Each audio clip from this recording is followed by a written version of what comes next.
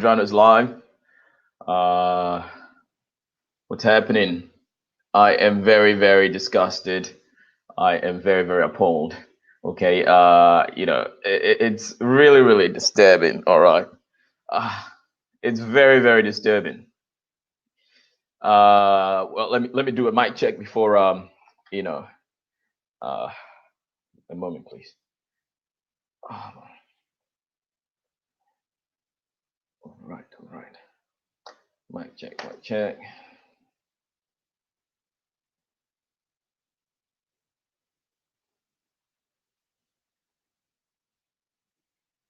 All right, all right.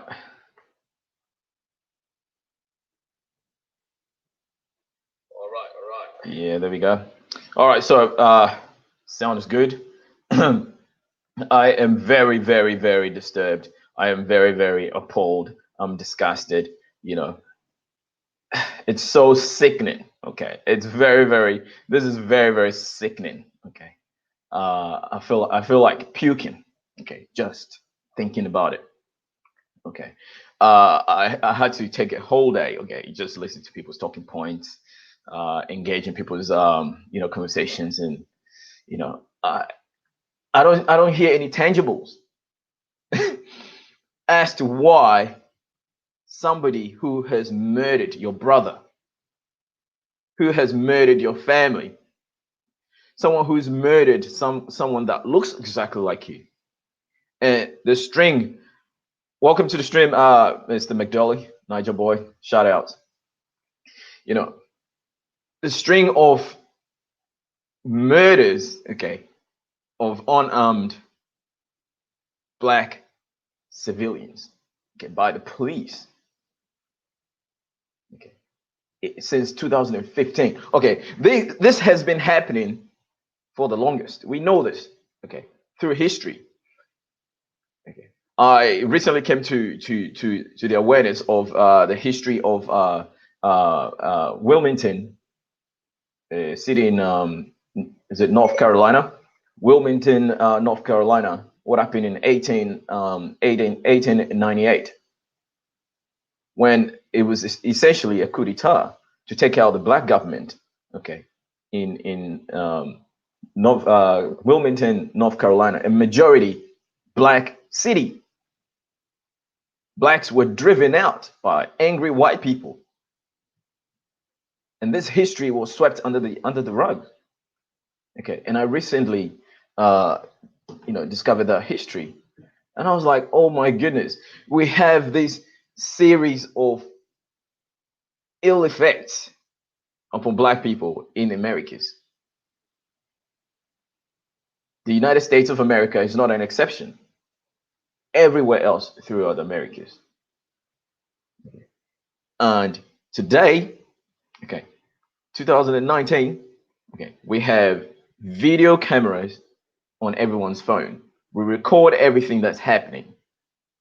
Okay, and yet still, some people, black people, think that it is okay for a white police officer to kill an unarmed black person, okay, and then just basically gets a slap on the wrist. Okay, Bill Cosby got 10 years for allegedly drugging somebody. Did not kill anybody. Bill Cosby did not kill anybody. But Amber Guyger killed a black person, an innocent black person, sitting in his lounge in his apartment, eating ice cream, and gets the same sentence as Bill Cosby. And saying this, she is eligible to be out in 5 years or less than 5 years. I am very, very disgusted. Okay, I feel like, hey, what's up, O'Shea? Thanks for joining the stream. You got a spot for me? All right, brother. All right, all right. Not today though. I only have an hour to spare, but I am very, very disgusted. Okay, I am very appalled. Okay, this is not about racism. I already have stated multiple times that I do not believe in races. We are all of the same race, but crime is crime. Okay, and crime should be punished. Okay. Crime should be punished sufficiently. And in the case of Amber Guyger, that wasn't sufficient punishment at all. And it's very, very disgusting to see a judge. I have never seen this in my life. A judge hugging a convicted murderer. Look, I am just done. Okay, I am done. All right, I feel very, very defeated. Okay, very, very. I am making plans to even, travel the U.S. next year, and I feel very deflated. Okay, I feel very deflated, and I just don't know what to do. Blacks have been defeated. Okay, we have been conquered by religion, and there's no return. There's no coming back. Never. Oh, the people in the world will say, oh, this is an act of kindness. Blah, blah, blah, blah, blah. Hashtag we forgive. How many times are we going to see this? How many times are we going to keep seeing this? Nelson Mandela forgave the whites in South Africa. Look at South Africa now. 25 years on. Look at South Africa. How long is it going to take? Black people think when you say we forgive and everything will be all right. No, it won't. It won't. Otherwise, there wouldn't be a judiciary system. There wouldn't be the court system. If everyone is supposed to be forgiving crime, why did you even go to the court in the first place if you knew you were going to forgive the person? Why did you even show up? Oh, I am just done. Look, I am very, very done. I'm very appalled. Okay, I cannot say any further. Okay, I am disgusted. Okay, if you know the history of religion, okay, religion was instituted to control a populace. Okay, the mass group of people who were rebelling against the Roman Empire. That's why Christianity was formed. And these people sent this religion throughout the world to conquer the minds of black people. Okay, in Australia, the most conquered black people here are the islanders, the Samoans, the Fijians, the Tongans. Okay, I am very, very disgusted with especially the Tongans, the Samoans, the Fijians, people from Vanuatu, Aboriginal Australians. Yeah, you turn around now and embrace the Bible, a tool that was used to enslave your ancestors and to further colonize your mind. And you accept it. You accept it so much that you feel it's your book. And you want to give it to a racist white supremacist. Okay, so this is very, very disgusting. Okay, very, very disgusting. I'm gonna keep my rant on to a limit. Okay, I want to read some articles. Okay, and put proper context to it. Okay, but I am very, very angered. I am very, very deflated. I am very, very frustrated. I'm out of words. Okay. I am gonna share some articles. Okay, and I am gonna invite some people to come in. Okay. Let's see. Very, very disturbed. Okay, very disturbed. Okay, so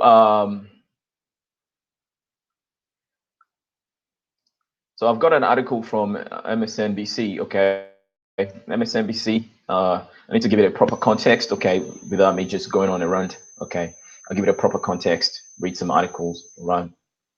Okay, so we have here on the 3rd of October. Okay. Botham Jean's brother told Amber Guyger, "I forgive you." It became a polarizing moment. Okay, that's a headline. I'm more concerned about how these acts of forgiveness have been weaponized to thwart our work for justice in this nation. It's not going to happen. All right, it's a wrap. Okay, it's a wrap. So here's a video where I'm not going to play the video. We've all seen the images. Okay. This article is on the 4th of October 2019, okay, by Eric Otis, okay. It was a message of mercy followed by an emotional embrace that took a Dallas courtroom by surprise. The teenage brother of victim Botham Jean telling Amber Guyger, the former police officer convicted in Jean's murder, that if you truly are sorry, I know I can speak for myself. I forgive you. What was his name? Brandt Jean's unique request for a hug from. I mean, I saw that video. I was just cringing the whole time. The whole time I was cringing. I was cringing. Can I give you a hug? Can I give you a hug? It is very sickening. It is very sickening. Okay. The former police officer convicted in Jean's murder, that if you truly are sorry, I know I can speak for myself. I forgive you. Brandt's unique request for a hug from Guyger during his victim impact statement on Wednesday came after jurors sentenced her to 10 years in prison, and was underscored Thursday by his father, Brandt Jean, telling CNN that he felt the same way as Brandt. Oh, okay, so I'll go on. I wouldn't want to see her rot in hell. The question is, do these people feel the same about you? These white supremacists, do they feel the same way about you? They want to see you gone. They want to see your black ass gone forever. They don't want to see you. Your mere presence is abhorrent. They hate the sight of you. And black people want to cling so much onto the United States of America as if God gave it to them. And God itself is in question. He, she, it is in question.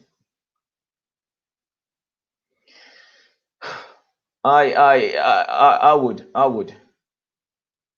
The Bible even preaches, an eye for an eye, tooth for tooth. You can't do this. All right, so I wouldn't want to see her rot in hell. I wouldn't want to see her rot in prison. Brandt Jean said of Guyger, adding that he expected the sentence far short of maximum of life in prison, could have been a little more. But Botham Jean's mother, Alison Jean, told NBC News that she isn't sure she could have reacted the same way her youngest son did in the moment, although forgiveness is anchored in the family's Christian faith. Okay, so here is where black people have been conquered by religion. We've been conquered by Islam, and we've been conquered by Christianity and Judaism. We have been conquered. Okay. Today, you have Africans crossing the desert to Israel. To Israel. Okay. And the God of the Jews, who created everybody, okay, doesn't help everybody. Okay. And these people are crossing treacherous grounds to make it to Israel, and they're being held at the border in detention camps, reminiscent of what the Jews actually went through in Nazi Germany. I mean, when you think about the whole scenario, okay, what are you going to think of Hitler? What are you now going to think of Hitler? How the Jews are treating refugee migrants? What are you going to think of Hitler? I honestly think Hitler is a saint. Honestly, because the people in Israel today, what they're doing right now to the African refugees is no different to what Hitler was doing to the Jews back in 1945. Concentration camps. You see that right now in Israel. Anyway, I continue. I don't want forgiveness to be mistaken with a total relinquishing of responsibility. Okay, this is absurd, right? The fraught feelings among members of Jean's family have not been lost on activists and community members. some of whom are voicing outrage that Guyger's sentence appeared too lenient, and concerns that it is once again incumbent on people of color, particularly Black Americans, to absolve their perpetrators without the need of meaningful accountability. Okay, so the word that I got lost here. Okay, it's not responsibility; it's called accountability. Okay, retribution. Okay, this is what it is: accountability, not responsibility. Social media post lauded the moment between Guyger and Brandt Jean as inspiring. How many inspiring moments do you want? How many inspiring moments do you want as a people? I thought Nelson Mandela was the be it all. Okay, how many more do you want? Okay. Social media post lauded the moment between Guyger and Brandt Jean as inspiring, including a tweet from Senator Ted Cruz, out of Texas, who said it was a powerful example of Christian love and forgiveness. I don't think so. I don't think so.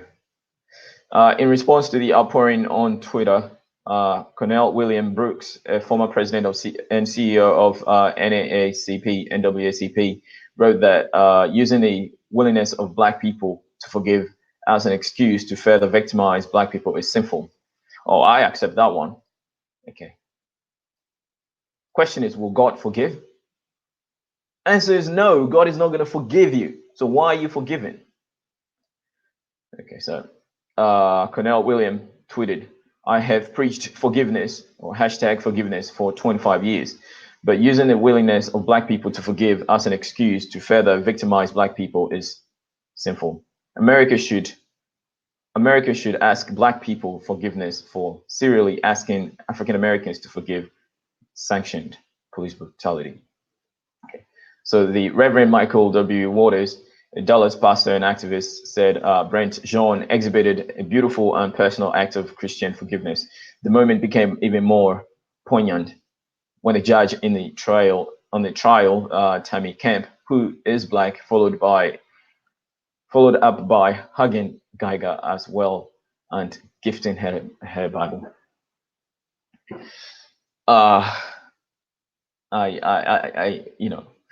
But Waters is worried that those images are overshadowing what Allison Jean said after Guyger's sentencing, when she told reporters that the Dallas Police Department must reevaluate its training of officers and learn to de-escalate volatile situations.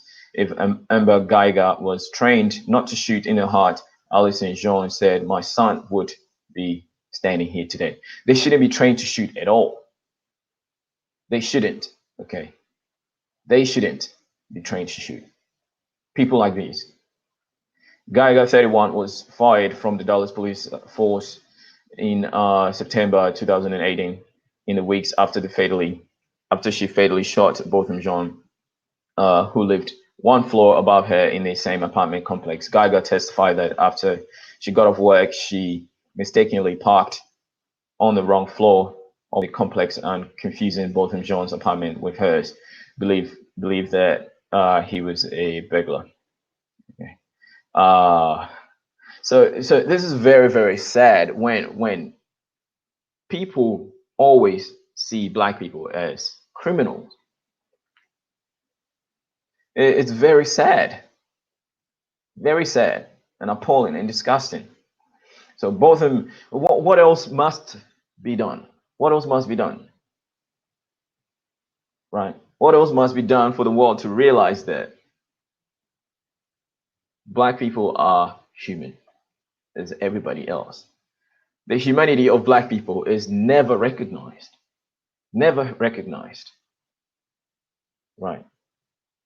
So this is really alarming what I'm going to read here. Botham Jean, a 26-year-old accountant, was unarmed and watching television in his living room when Guyger walked in just before 10 p.m. Guyger said she thought it was her apartment and that she feared for her life when she saw a large silhouette. Okay. she saw a large silhouette. Okay, if you know what silhouette is a dark, shadowy thing. Sorry, you won't be surprised if you're a black man walking down the street in the dark. Okay, and a white person sees you, they take the other way. Okay, this is something that has been known. Okay, the fear of blackness, the fear of the black people. Okay, so the Jean family previously raised the question if she would have been slower to shoot if Botham Jean were not black. Okay, so the article goes on. Um, a jury on Tuesday found Guyger guilty of murder, a rare conviction in a police-involved shooting. She will be eligible for parole in 5 years. Dallas Police Chief Renee Hall acknowledged Wednesday that the case against Guyger and her trial uncovered disheartening allegations of tampering and training failures, and that no, this is white supremacy at best. This is what they do. Okay, this is what they do. All right, we already know this, and that she would launch an internal affairs investigation into what was found. Waters said he was also disturbed by the revelations of racist and offensive texts and social media posts by Guyger, including ones that mocked Martin Luther King Jr. and seemed to disparage black officers. Okay, black forgiveness doesn't absorb the need for justice and reform. Waters said, "We understand that racism is rampant in policing throughout the nation." Racism is a system, okay, of governance. It's a system of governance worldwide. Worldwide. Okay. It's a system of governance worldwide. And it's being enforced by law enforcement, the police and the military. Okay. This is what racism is. Okay. The acquisition of wealth and resources and the distribution of it through politics. This is racism. If you do not understand that by now, you should know this. This is racism. Okay. So the idea of black forgiveness became prominent in the wake of 2015 shooting at a historical black church in Charleston, South Carolina. Waters said, while some victims' families tearfully told the shooter, a self-proclaimed white supremacist, that they forgave him. Other families lamented, and their calls for national conversation on race were met with ambivalence. Okay. Waters, who wrote the foreword to a book about forgiveness by Charleston church shooting family members, said, those conversations are still credible today. I am less concerned about the act of forgiveness, and I'm more concerned about how these acts of forgiveness have been weaponized to thwart our work for forgiveness in this nation, he added. Changa Higgins, the head of the Dallas Community Police Oversight Coalition, which had sought to expand the powers of community oversight of police matters, said the granting of forgiveness on its own sends the wrong message when it doesn't afford the same leniency toward people of color. Stop saying people of color, okay, black people who are incarcerated and caught up in the criminal justice system at higher rates than whites. And we all know a majority of black people in prison are in prison because of, marijuana possession. A 10-year prison sentence is hard for him to reconcile for the murder of an innocent man in his own house. He added, when his friends who are doing longer time for non-violent drug offenses. For those of us who do this work and dedicated our lives to it, granting forgiveness by itself devalues the message that Black Lives Matter. Okay. Well, evidently, Black lives don't matter. Okay. Black lives in America don't matter. Okay. This is what it is. Black lives don't matter. Okay. To Black people themselves. Black lives don't matter to Black people. It doesn't. Okay. And I am very, very disturbed. Okay. I am very, very appalled and disgusted. Okay. So there is another second article that I want to briefly go through. Okay, it's a shorter one. Okay, it's a shorter one, and it's on religion. Okay, let's see if I can share this. Okay, and I have half an hour to involve other people if somebody wants to participate. All right. So one more article. Okay, a very short article. So this is by Texas cop Amber Guyger sobs as she hugged judge. Okay, these are crocodile tears. Okay, crocodile tears. I saw the trial. Okay, she wasn't shedding any tear. Okay, she didn't shed any single tear. She looked remorseful, but we all know it was fake. All right. So this article is from what was this? Me or.com. Okay. Texas. Let me blow this up a bit. So Texas cop Amber Guyger sobs as she's hugged by judge and victim's brother after being sentenced to 10 years. This is madness. Okay, this is madness. Never in my life have I seen a judge hugging a convicted murderer. Never. This is madness. Okay. I don't know because this is one of the most televised court hearings in the world, right? And I do not know if it's just for publicity. I just don't know. People acting a fool because of the camera. Never in my life.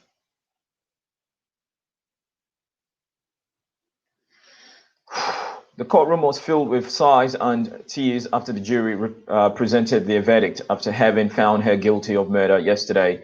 Many in the courtroom became very emotional after Judge Tammy Kemp doled out the sentence to Geiger by Priam Chetri. Okay.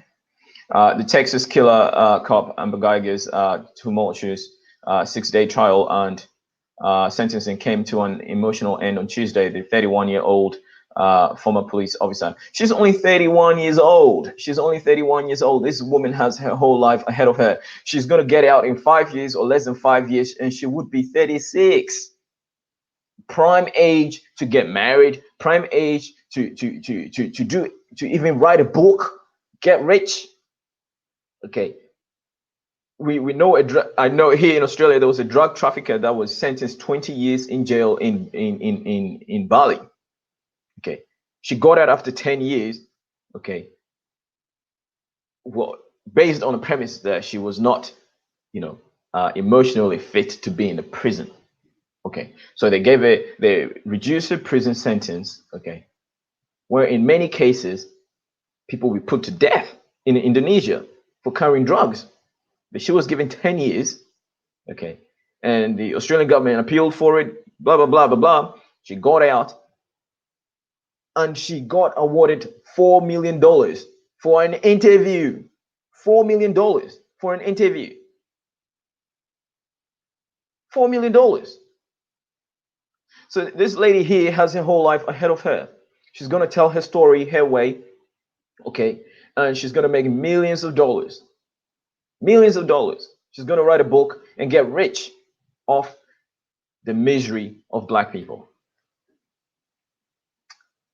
This is so disgusting. Okay, disgusting beyond words. Okay, very disgusting beyond words.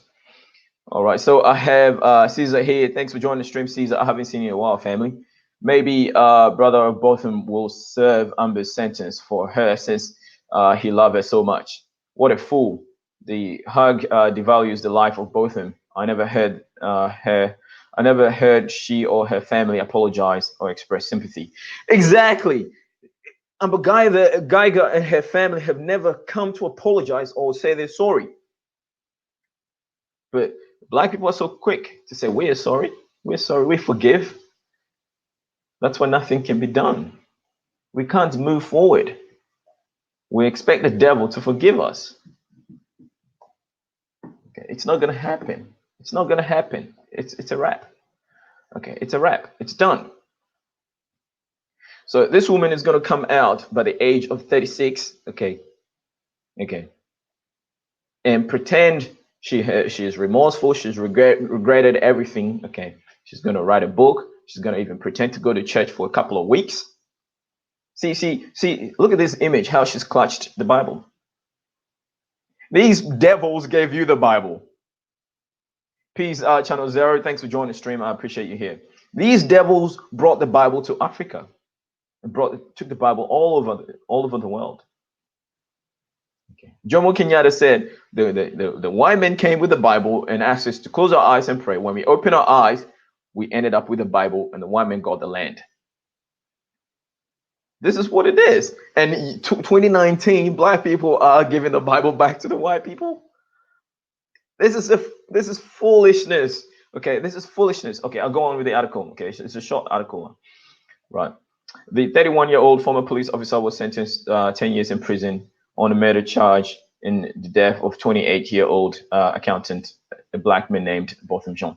And this is so sad that Mohammed Noor, the black police officer that accidentally shot the Australian lady, okay, in a dark alley, okay, she called for assistance that she's been attacked or being robbed, okay, and two police officers arrived at the scene, and another dark figure was seen approaching the police car. So this black police officer, Mohammed Noor, shot one shot, but fatally killing this Australian lady. But guess what? Mohammed Noor apologized, wrote a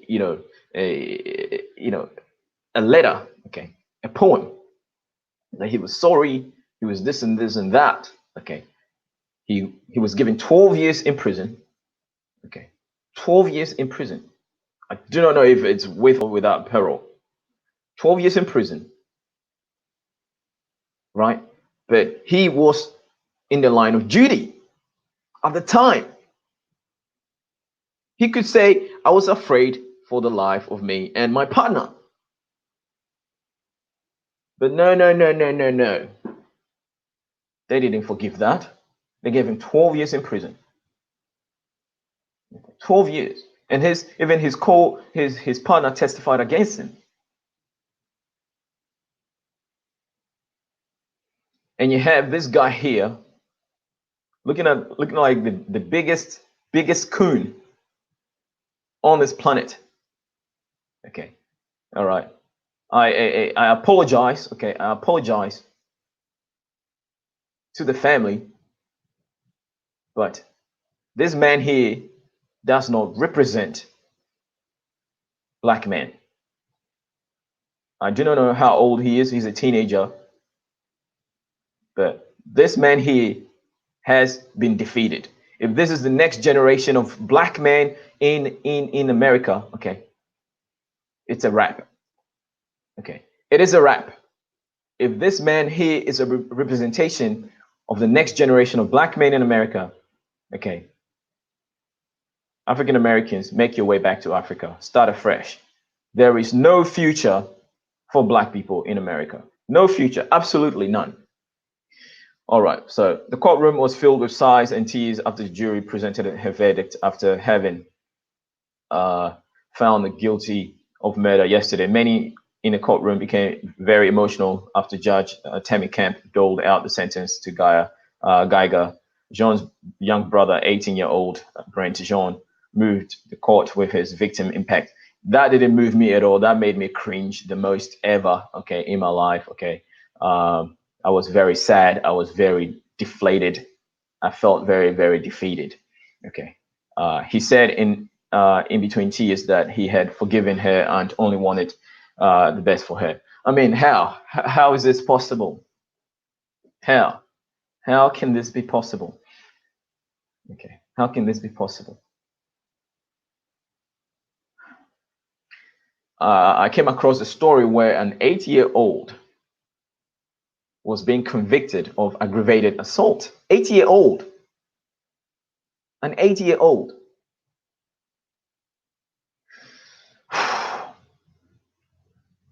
I'm not going to even read that. If you are truly sorry, I forgive you. This is good. This is really hard to read, right? But I'm gonna read it regardless. Okay. If you are truly sorry, this is a statement by this gentleman here, Brandt Jean. Okay, Jean. If you truly are sorry, I forgive you. I know if you go to God. I know if you go to God. If you go to God, nobody has gone to God and come back. Okay. Everybody likes to speak for God, but God never likes to speak for himself. I know if you go to God and ask him, he will forgive you. God will never forgive you, my friend. Okay. When you look at the situation of black people, where is God? When you look at our situation for the past thousands of years, where is God? So God created black people and just totally, utterly neglected black people for thousands and thousands and thousands of years. We've been calling on God. We've been calling on God. My mom is a devout Christian. She's been calling on God every day. But I've never seen it. I've never seen any sign of God. So Caesar said that guy is a beta male. Okay, he's not. At this point, he's a bitch. All right. All with all apologies. Okay, this is a bitch right here. All right. This is the reason why I stopped going to church. I stopped going to church because I mean, I quit. The values of the church does not represent who I am as a spiritual man, as a just man, as a man that believes in good and evil. The Bible does not represent me at all. This is why I shun religion. Like when I see religion coming, I turn the other way.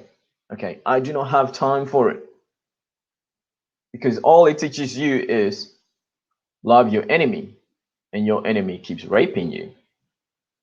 Right? It's a sign of defeat. There's no coming back. Okay, there is no coming back. You would think that with social media, the awareness that we have now, you think that our message has reached everybody, like a majority of people, but it hasn't. It hasn't. When people are put in the spotlight, okay, their true nature shows. Unless you're Amber Guyger, unless you're Amber Guyger, who is very, very cold to even fake a cry. I can't believe this. What a judge. What is the judge doing? What is this judge doing? Giving her Bible.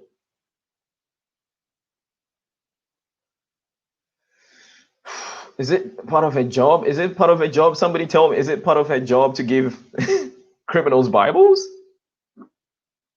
Ah, right. Okay. I'm not going to say, I hope you rot and die just like my brother did. I want the best for you. I don't even want you to go to jail. He then went on to ask Judge Kemp if he could give her a hug. I saw this. I'm like, oh my God, he didn't say that. Hell no, he didn't say that. He's like, he's trying to, he's feeling hot. He's like, oh, can I give you a hug, please? Is it possible? Can I give her a hug? I have never seen anything like this in my life. Nelson Mandela did it. Nelson Mandela did it. Nelson Mandela did it. Look at the state of affairs of South Africa. Look at it. Look at it. Evidently, look at it. Martin Luther King did it. He got a bullet in his head. So I mean, it's pure defeat. Okay, anybody, I will challenge anybody who will come on here and tell me black people have not been defeated. I will challenge anybody. Okay, so yeah, the two held each other, and the way he hugged her, I mean, it's like you are hugging your lover. It's like what's that movie? Gone in the Wind. Oh my goodness, man. What's that movie? Gone in the Wind. Like when you hug somebody that you haven't seen in a while and there's this a sexual relationship involved. It's like having an international relationship, you know. International relationship, you touch down at the airport and then your girlfriend meets you at the airport and you give each other that kind of hug with the fingers spread out to cover as much body space as possible and grab some ass. Okay, like that. Like that. I don't know if you can see it. Okay. Grab like he just grabbed her like at that point I was just like, oh my gosh, I hope he does not go for the ass, man. I was just like, whoa, hang on a minute. Bloody me. Ah, I okay, enough of the jokes, right?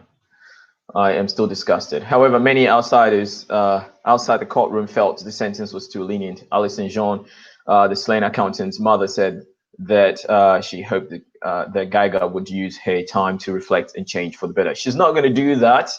Definitely, she's not going to do that. She's going to sit in a jail and she's going to use her white privilege and feminism to say, "Oh, I am mentally disturbed. I am psychologically unfit. I am this." She's going to be out in less than 3 years. Trust me.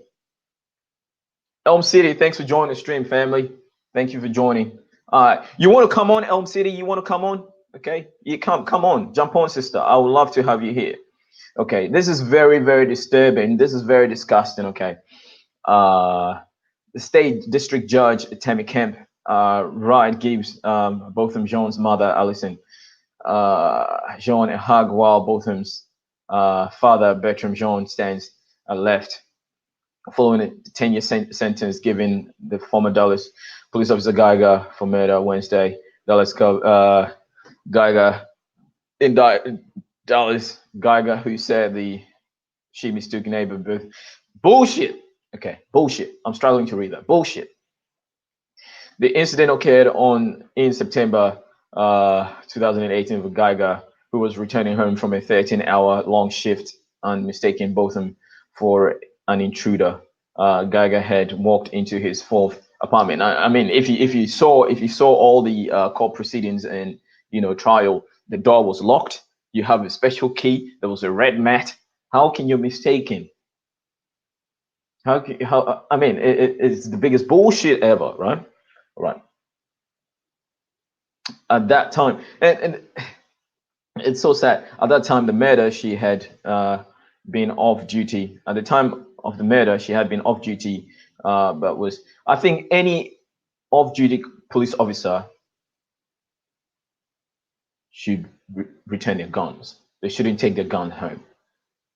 Okay, that should be part of the laws. Okay, any police officer should hand in their guns before they go home. She had her taser as well as pepper spray on her belt at the time of his murder. Both of them had been inside his home, sitting on the couch, eating a bowl of ice cream. Okay, so we know this was premeditated. Okay, he lives directly on top of her. Okay, he's been smoking weed all the time. Amber Guyger knows she has nothing against him. Okay, she just went in there to kill this man. Okay, point blank.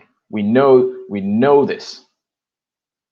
Okay, it's kind of like they may have exchanged words before. It's like when black people in the ego are like, "Oh, you can't touch me," but yeah, hell yeah, a racist police officer with a gun can touch you. He will shoot you dead. Same case with Michael Brown. Oh yeah, you can touch me. You can't shoot me. Hands up, don't shoot. You get shot anyway. I've seen videos of black men lying on the floor, hands up, and they still get shot. Unarmed, laying on the floor, and still get shot. Okay, Elm City, I'm gonna send you the link. Okay, send me an email, chiefdrano@hotmail.com. Okay, I'm gonna put the link in the chat. Okay.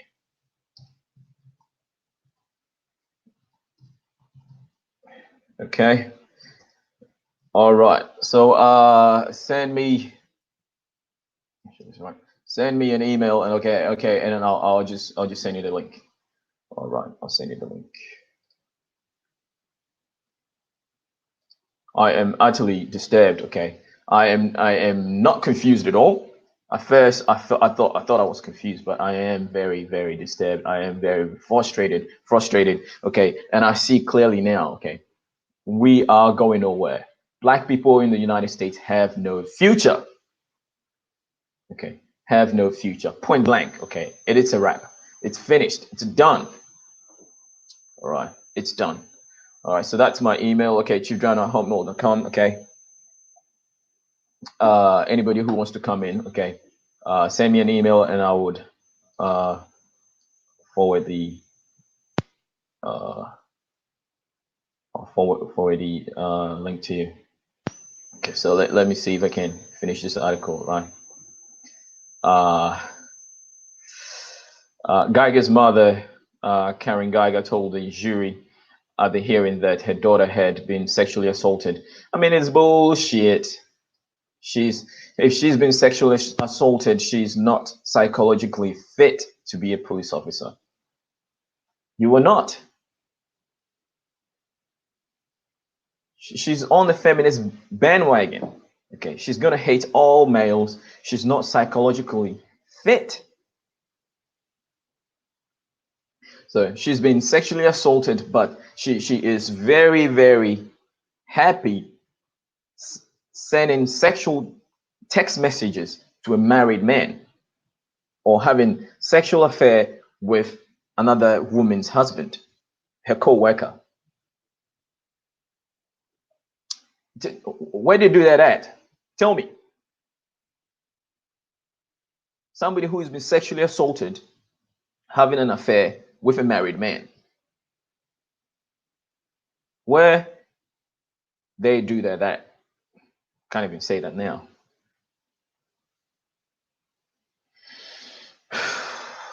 Guyger's mother, Karen Guyger, told the jury at the hearing that her daughter had been sexually assaulted when she was young and was so sorry for what she had done. Guyger's sister, they always like to throw in these things so that people feel sorry for her.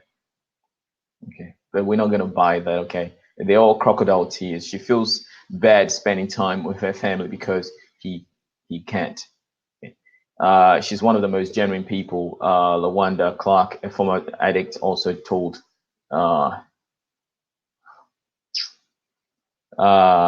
don't know about that being genuine. I don't think she's genuine at all. Okay, let's have a look at my emails. Let's see. Elm City. Okay, Elm City is here. Okay, Elm City. I am gonna send you the link now. Okay. I am gonna send you the email. Okay, I have read this. Happy to know you think positive energy is fresh. Actually, happy for the feedback. Okay. Say fresh. Okay, cool. All right, sister. I'm glad I give you ample reasons to stay fresh, family. All right, this is what I do. Okay, stay fresh. Okay, stay invigorated every time. Okay. All right. So I have sent you the link. Okay. I didn't want to read out your email loud. Okay. So aloud. So I have sent you the email. Yeah, please join me. Okay, I have another 30 minutes, and I'll be off to work in a minute.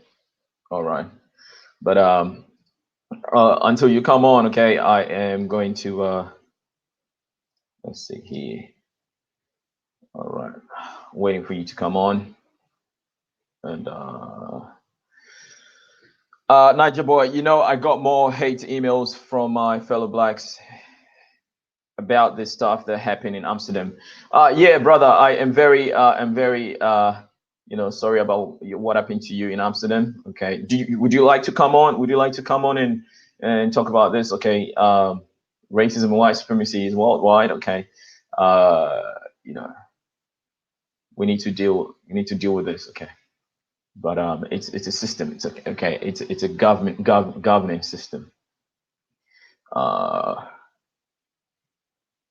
so yeah, let's go back to Brandt Jean hugging. Okay, romantically hugging his brother's killer. Okay, where they do that at? Never seen it. I have never seen it in my life. Okay, a police officer ever would want to hurt an innocent person? Uh, no. These people are trained to shoot. Okay, they're trained to shoot and kill, especially when it's a black person. They're trained to shoot. But when we're looking at the police brutality, okay, uh, let me see. Let's see. Police killing 2019. Okay, I might as well just share this now. Washington Post has a database. Okay, police. Okay, I'll share that after. Elm City, I'm still waiting for you, sister. Refresh your email. Refresh your email. I hate that I have to live with this every single day of my life. I feel like I don't deserve the chance to be with my family and friends. I mean, when you watch the court proceedings, okay, she has statements wishing to shoot people, okay, and that people should be thankful that she's very patient. Why must a police officer go to work and say, "Look, oh boy, I think I'm going to kill somebody today. I hope I'm patient enough not to kill somebody today"? How? When your duty is protect and serve. But when you go to work and you're thinking that, I hope I do not kill somebody today, you are planning to kill somebody today. That's what you're doing. I am sorry. No, you're not sorry. This is not about hate. It's about being scared that night. No, you are in the wrong apartment. You missed all the red flags. That's not your apartment. How competent are you for your job? You obviously she's not competent at all. But yeah, I mean the highlights of this is this young man here. Okay, the highlights of my stream is this young man here who has been defeated even before he becomes a man. He has been defeated even before he becomes a man. Okay, he's been conquered by religion. Okay, the same tool that was used to conquer our ancestors. Okay, he's been conquered by religion. And he thinks that peacefully giving a Bible to the devil would make the devil repent. Wow. Wow. So yeah, I do not know. Elm City, are you coming? Are you coming on? Are you coming on? Uh Mr. Niger Boy, do you want to jump on? Okay, I want to show one. I want to share one more article. It's not an article. I just want to share you something. Okay, a lot of people don't talk about this. Okay, a lot of people don't uh, talk about this, but I want to show you the police killings. Okay, of 2019. Okay, as of October 2019, I want to show you something else.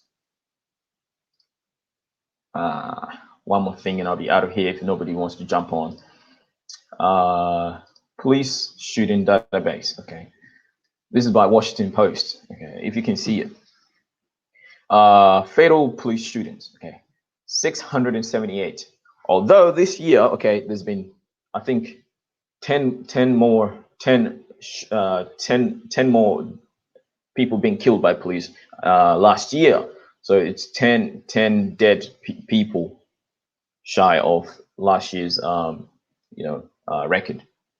But look at it, 678 people have been shot and killed by police in 2019. This does not happen in Australia. This does not happen in Japan. Nowhere else but the United States of America.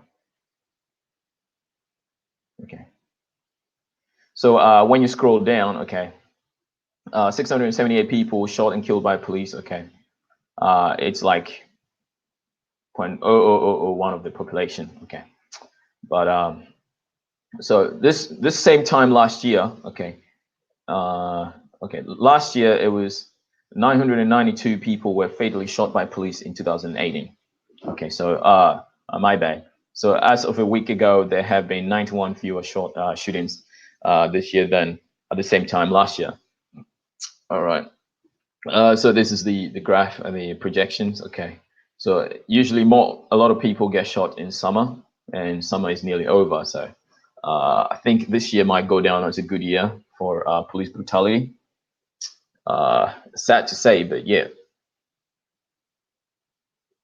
sad, very sad to say, but yeah, it's very sad. But all the same time last year, okay, uh, it was 55 more people shot. I do not understand this properly. I'll have to look into it. But look at the United States of America, okay, where the most shootings happen. California.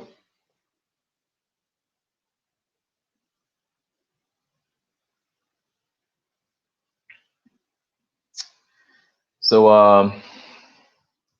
I think my stream is done. Okay, I am very disturbed. Okay, I am very appalled. I'm very frustrated. Um, okay, I'm gonna stop sharing. Okay, so to recap, okay, black people have been okay. Channel Zero, she's trigger happy, plain and simple, especially for black folks. Okay, most white police officers are trigger happy. Okay, they love to shoot. Okay, they love to shoot. That's why they join the police force, and this is why they need to be a police reform. Elm City, you here? You here, family? Welcome. So let's see.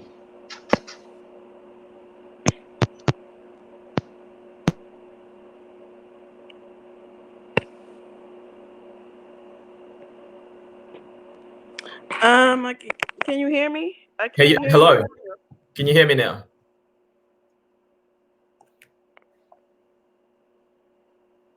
Hello.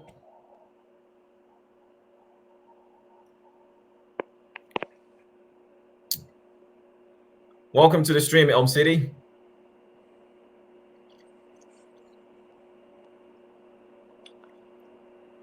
I love your logo, by the way. I can't hear you, bro. Can you hear me? Um, Wait a minute. I unplugged my mic. Just a moment.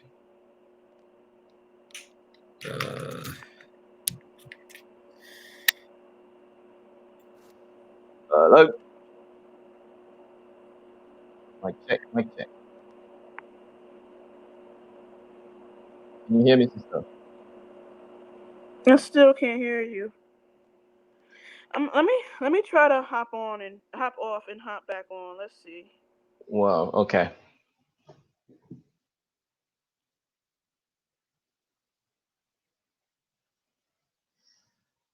So we're having technical difficulties with Elm City. Okay. I am.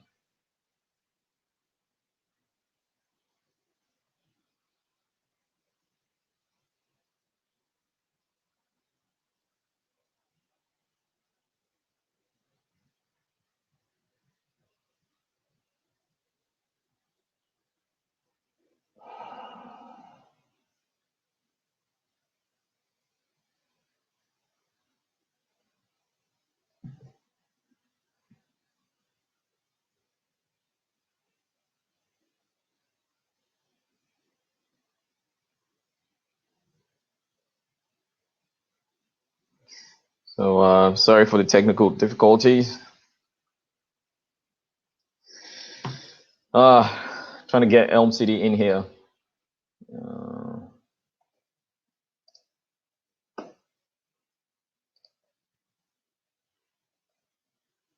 Niger Boy is here too. Let's see.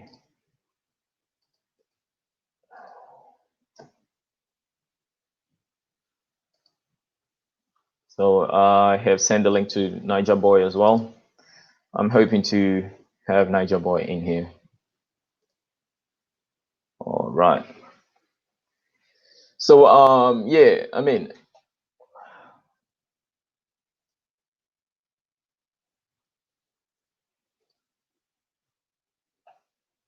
all right. So looks like Elm City is having problems. So she's gonna call in via my WhatsApp. Okay. Uh,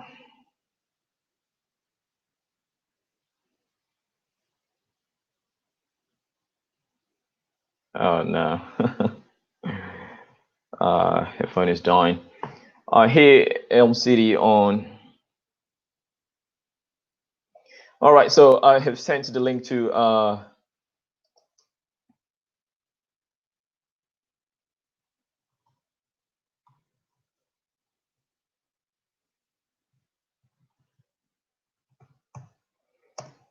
all right, so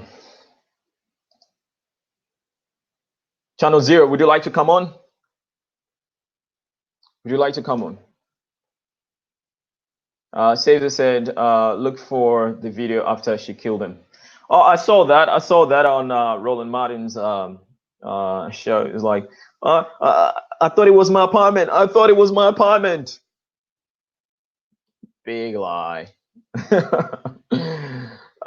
The question should be asked: does she ever turn up at the wrong police station for her work? Does she ever do that? Answer is no. So she's a liar. Okay, she's a liar.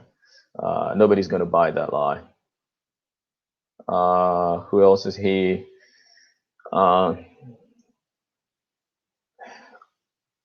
Nigel, I'm waiting for you.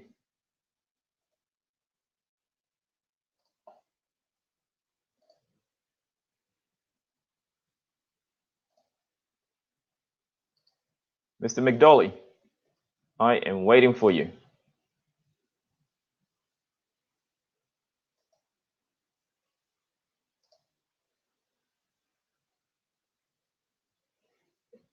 I am waiting. So how do you all like my setup behind me? Okay, I've got the African Union flag and the Australian Aboriginal flag, okay, representing, my family, right? Yeah. Sadly, I cannot put the American flag here because the American flag is a disgrace to the world, right? When you have a president like Mr. Trump, who wants a moat, who thinks like Donald Trump, who on earth does that? He wants a moat filled with alligators and snakes and tigers and bears. Channel 0, anything, okay? From white supremacy to the African Union, Egypt. I love Egypt. You can see behind me. Anything, in relations to black people and our plight on this planet. Okay, Pan-Africanism. Okay, I'm very big on Pan-Africanism. Okay, the global unification. Okay, Niger boys here. Okay, Niger boys here.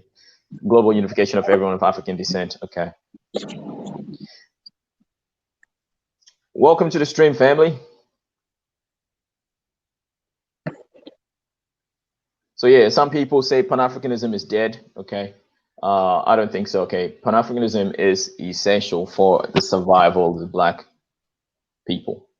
Okay. I don't want to use the term race. We've all been miseducated to use the word race, but for Hey, Chief, for that purpose. Okay. Chief, can you hear me? I hear you, brother. Welcome. I'm trying to connect my my earpiece to my earbuds, Right. but it's not connecting. Yeah, don't use the earbuds because sometimes it might echo. It might not sound great.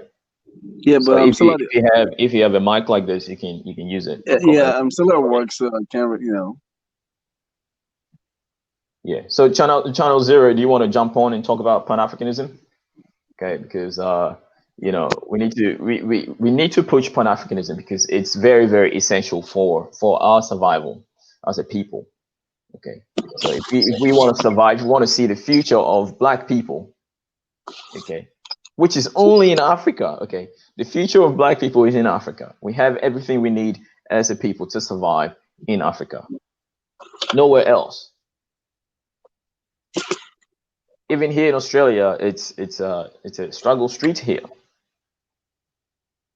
It's gonna get hot. We're gonna run out of water. Our forests are on fire. Life is gonna be very hard here in the coming future, and Africa is the only place for all humanity. All humanity. Okay, Africa is the birthplace of humanity, and it will be the final place and final destiny of everybody who considers himself as human, but primarily Black people. Okay. It is our home. It is up to us to claim it now. So yeah, if you'd like to come on, okay, send me the email to john@hotmail.com. I will send you the link. Okay, I'll send you the link. So I have.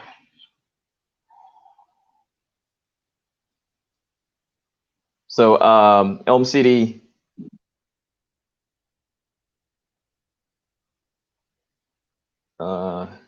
So what's happening, Mr. McDolly?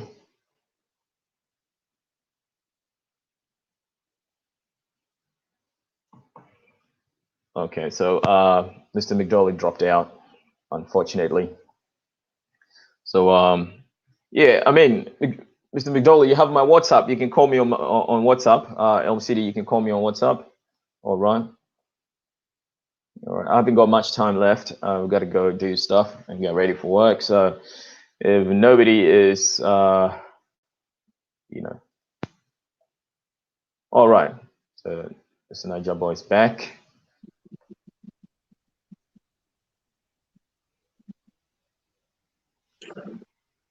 Seriously trying to use my AirPods. Yeah, I hear you though. I hear you fine. Yeah, but I'm still at work. I'm at the office. I Oh, can't you at really. work. Oh, right. Okay. Damn. Don't you have a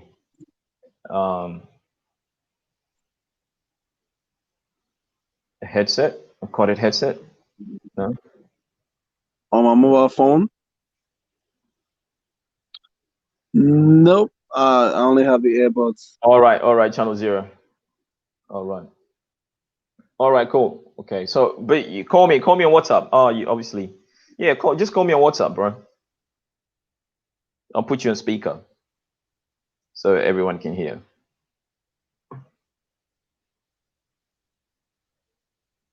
Okay, I'm gonna just call. I'm gonna use WhatsApp. Yeah, call me on WhatsApp.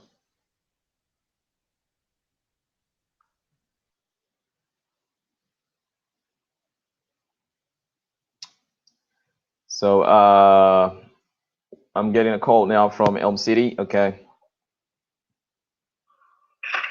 Hey. M, can you all hear M? Yeah, I can hear you. All right. So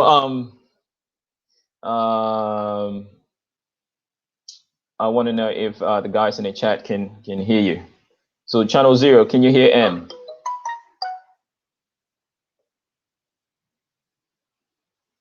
Say something, M. You.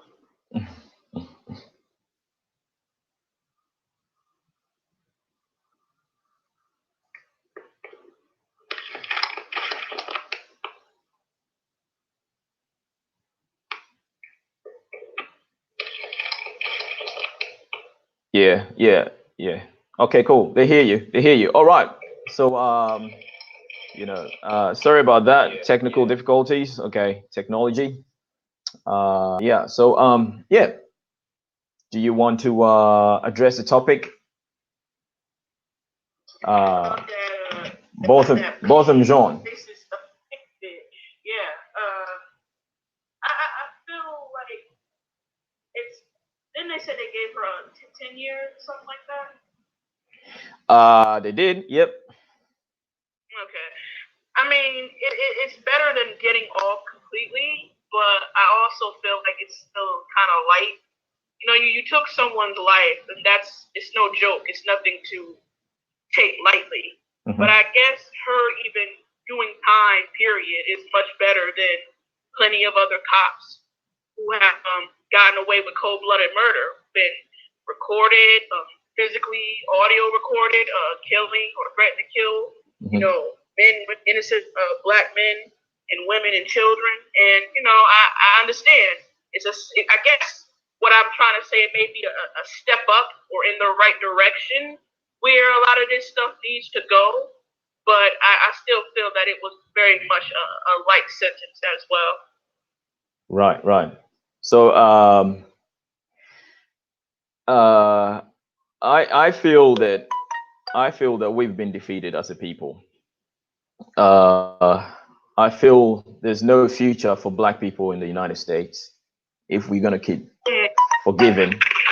If we're gonna keep forgiving our enemies, okay, people that hate us, people who see us our mere presence, okay, the sight of us as a people just makes them want to kill us. Okay. Right. History has taught us so much. We know the history. Every chance they get, they would like to kill us and drive us out of the United States or everywhere else. Even in Africa itself, they want to see us gone as a people. So I feel not until we come together as a people and promote Pan-Africanism, we are done for. Do you want to add to that? I could agree. Yeah. I could agree to that. I don't watch the conscious community, if I'm being honest with myself, not too tough anymore, because I see a lot of division, and it's over some of the most ridiculous things I've ever seen or heard of. But I do believe that we do need to come together as a people. I do believe only us can free ourselves from this tyrant that we've been dealing with.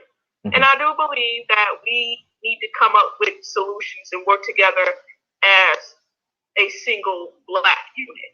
You know, I don't care what's your religion, where you come from. If anywhere in the world, it's an attack on blackness. Period. On an economical level, on a social level, on a cultural level, on an educational level, on a judicial level. Everywhere in the world, if there is a population of black people there, it's an attack on them, period. Right. And so I feel like we need to just come together as a people and do what's best for the future and the well-being of our race. Period. All this other stuff, I feel that it's null and void at this point. Right, right. Yeah. Yeah, sorry. I am trying to add Mr. Niger Boy, okay, Mr. McDowell. All right. So yeah, good to have you here, Mr. Niger Boy. Thanks for your contribution, M. Please stay online, and I still have 10 more minutes, so I would like to hear further from you. And I appreciate you for coming on our first stream together. So this is pretty awesome. And yeah, we should actually do this often. Okay. So now to you, Mr. McDowell, you live in Texas. You live in Odessa, one of the most racist joints in Texas. Odessa? Hold on, Chief, hold on. Right. I think you're mixing Odessa, Ukraine, and Odessa, Texas. There are two Odessas. We have Odessa, Ukraine, Odessa, Texas. Oh, right, okay. So every time I go to Odessa in the Ukraine. Oh, right, not right. Odessa, Texas. Oh, my bad. Sorry. All right. So can you address the topic, please? How do you feel? How do you feel about the situation of black people? We want to forgive. Well, sorry, what's the noise? Where's the noise coming from?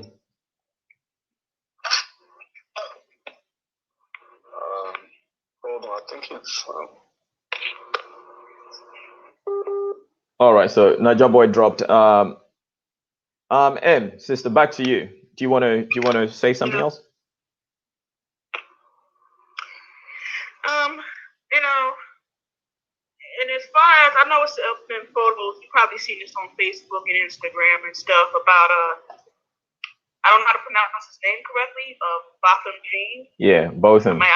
Botham Jean. Botham Jean. Okay. Yeah. It had his brother actually hugged. What's her name? Guyger. Yeah. Oh, did you see the hug? It was very romantic. It was very romantic, bro. It was like, you know, ooh, I'm gonna get that ass type of hug. You know, I was just like, whoa, you know. I mean, this shit is ridiculous. Then you got the judge hugging her, who was black. Yeah. I mean, I don't. Where they do that at? Okay, try to say that very fast. Okay, where they do that at? A black judge hugging a convicted murderer who killed another black person. Right, you had to fixing her hair and shit like that. Yeah, that bit. I just you know, I nearly you know destroyed my phone at that point because I was watching it on my. I'm just like, it's a wrap. Okay, it's a wrap for black people, right? Jim Danson, thanks for joining the stream. I appreciate you for coming through. Leo Scapoli, let me just read this comment. Okay, it's actually very virulent on was this zeros on disease that the courtroom was infected with. Okay, coon disease. Okay, coon disease. The courtroom was infected with two different strains. The one causes mammatitis. One causes mammatitis, and the other hugging sambolis. All right, thanks, Leo Scapoli. That cracked me up. Okay, Em, go on. But it's funny, but that's what it was. I mean, and I'm not. It's not a shock about the judge and the officer because blacks, that work in the fucked up system. I don't really expect nothing from them. The fucked up judicial system. I really don't expect much from them. Yeah. They already, to me, it's like they kind of already made their allegiance. Yeah.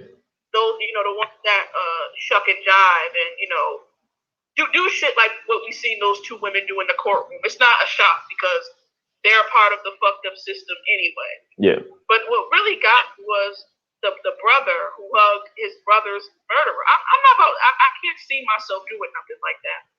And it was very similar to when that beast, that subhuman Dylan Roof, shot up people in the church and the people in the family members of the people that were murdered. Forgave him and shit like that. And I'm just disgusting. Yeah. It's really just disgusting. Yeah.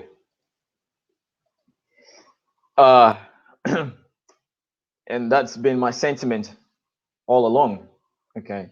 It's disgusting. Okay. I felt like puking. It took me a whole day, okay, to soak it all in. And because I could have done a stream yesterday. I was watching it from my bed. I was still in bed. I'm just like, I don't even want to get out of bed. I just couldn't be bothered. Why? I felt sick. Right.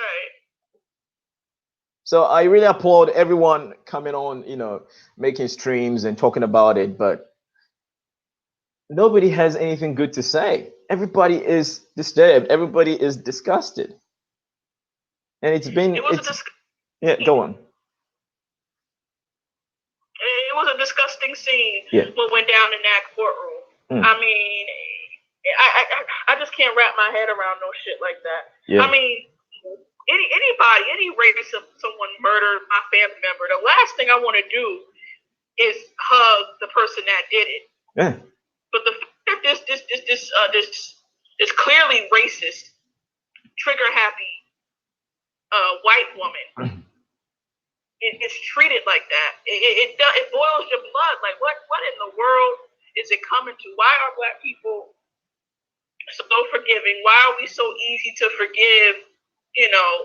These non-blacks, but we don't even do that to our home. Yeah. If it was a black person that killed another black person, they would want him to get the maximum sentence and they wouldn't even. They would try to kill him.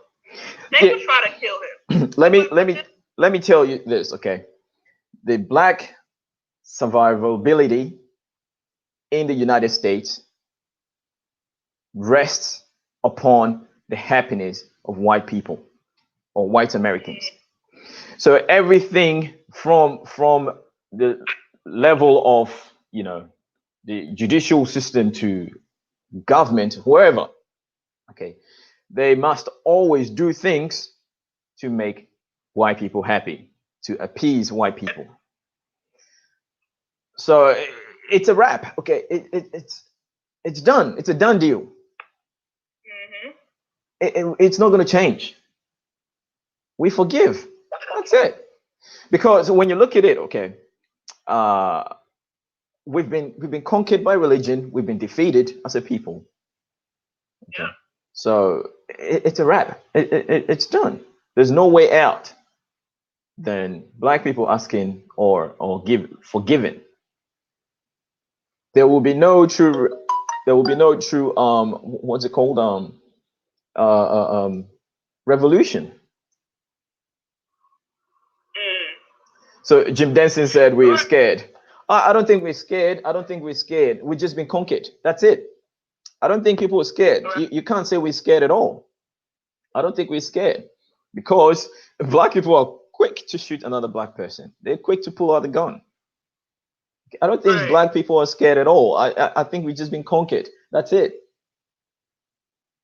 Right. I think it's kind of like a misdirection of feelings, so to speak, maybe. But I wouldn't say scared either. I think that black people have been trained in their heart, spirit, and mind and souls to love their oppressors, their abusers. Yeah, and that's what conquered people do. That's what they do. They bow down to their conquerors. They kowtow. Well, this is what it is. Yeah. So I think it's because of religion too. I think they see white people as some type of divine god or something. No, I don't think they do. I don't think they do at all. Because I mean, a white man bleeds as well. When you look at the history of Africa, right? Let me tell you this, okay? When the British, okay, well, in Africa they fought. You know the story of Yasantua and Queen Nzinga and all these people, right? They always fight the British. They always fought the French. They always fought the Boers. They always fought the Zulus. They fought. But what had happened was they were conquered and made to believe that whatever they do, right, they will never succeed. And to top it up, okay, they use the Bible to say, forgive your enemies. And vengeance is with the Lord, that you suffer on earth, okay, the only place where you can experience physical sensation like joy, touch, whatever, emotions, okay, it's only here on earth whilst you have a physical body. But the moment you die, you no longer have the capability to enjoy anything. So black people bought into the lie that when they die and they go to heaven, they're going to be rewarded with physical, gifts. It's not going to be possible. It's a lie. It's a scheme. So yeah, this is what conquering does. Okay, when somebody's conquered, okay, they make sure they are indoctrinated, psychologically defeated as well, so they do not rise up. That's what I was saying. Yeah, no, I agree with all of that. I agree with. But when you notice when they talk about, in particularly Christianity, and it's not for all black people, the whole collective. But when they talk about when you deal with Christianity and they start showing these images, this is why imagery is very important. When they start showing these images, they always depict God and holy people and saviors as white. And so, in a sense, they're indoctrinating it, like you said, utilizing that to make black people, when they look at a white person, they see something divine, something that's not, wicked, or something that's not even really considered almost human. You know what I mean? Like these images have a lot of power psychologically on Black people. Yeah. Yeah, imagery is very, very. I mean, imagery played a very, very key part in our defeat as a people. You know, they even paint a psychological image that we're slaves and the bottom is where we're meant to be, and we accept it. You know, so I mean, it's very sad that it is, but you know, sadly, I don't feel that way though. I don't. When I live in like the most widest country in the world, Australia, which is like 93% white people. 93%. Right. And I walk through the streets and I never feel like a white man is a god or anything. I never feel that. So it's ideological. I mean, it's with the mind, and it's up to what you want to believe. And saying Christianity, if you believe whatever you believe, okay, will manifest as your reality. So this is what it is, okay. Yeah, I don't feel that way either, knowing what I do. I definitely don't feel that way. But some Black people do. Some that I've come across, even here on YouTube. Yeah. And it's weird, man. It's really weird. Jim Denson said the whites are in our heads. Bro, they might be in your head but not mine. They might be in your head but not my head. No thanks. I don't want to go to sleep and be dreaming of white people. No thanks, man. It's really weird. It's really strange. Like when I see a human being, I see them for who they are. I do not see them for the most part. Like I've done science my whole life. When I see a human being, I'm envisioning the anatomy of that person. The color is the last thing I see. I'm looking at how the body is functioning and stuff like that. And I used to do that when I was a kid, and I thought I was going insane. So this is how I see people. I see them for their inner workings, not their physical appearance. Right. So, anyway, sister, I've got to go. I've got work in a few minutes. So yeah, I appreciate you coming on. Unfortunately, we couldn't have Niger Boy on, but yeah, I would like to have you on next time. And but yeah, this is gonna, we're quickly gonna forget this, okay? This is gonna be swept under the rug very soon, and we're gonna be distracted by whatever Trump is doing now, and something else is gonna come, and we're gonna be talking about it again. So, but this topic here is buried. Okay, it's done. Okay, everyone is very disturbed. Everyone is very appalled, and it's finished. Okay. It's done. So any last words before we go? Oh yeah, man. We gotta love ourselves, man. Stop trying to love everybody. Black people, after so much that we've been through, we gotta first learn to love and accept ourselves. Yeah. That's it, man. All right. I appreciate you, sister. All right, you dear to my heart. Okay.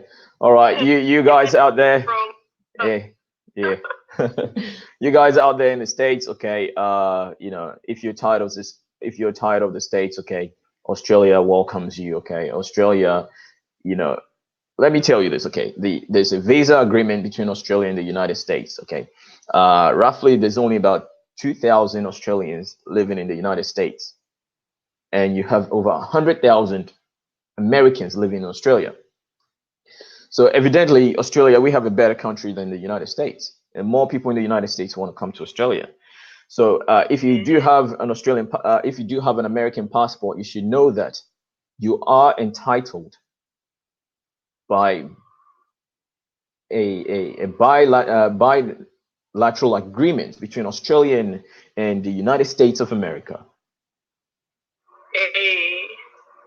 So you can migrate to Australia and live in Australia as a permanent resident if you do have an American passport.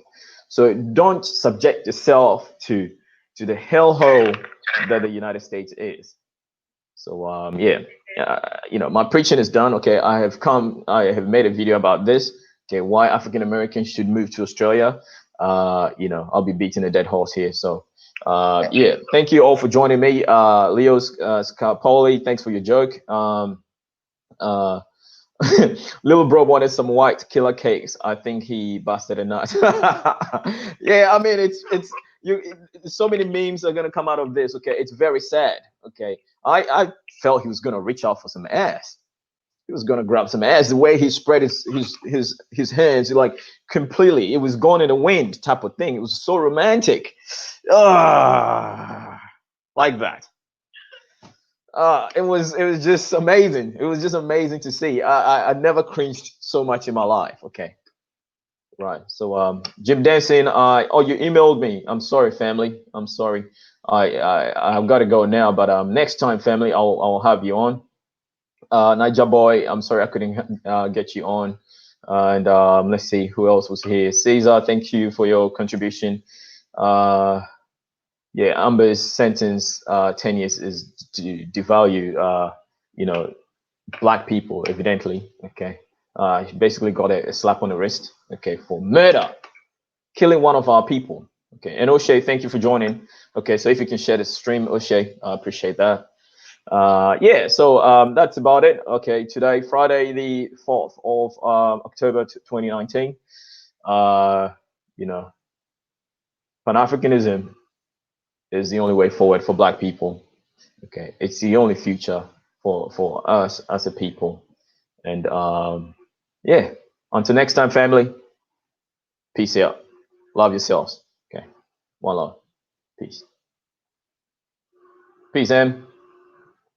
Peace. Peace.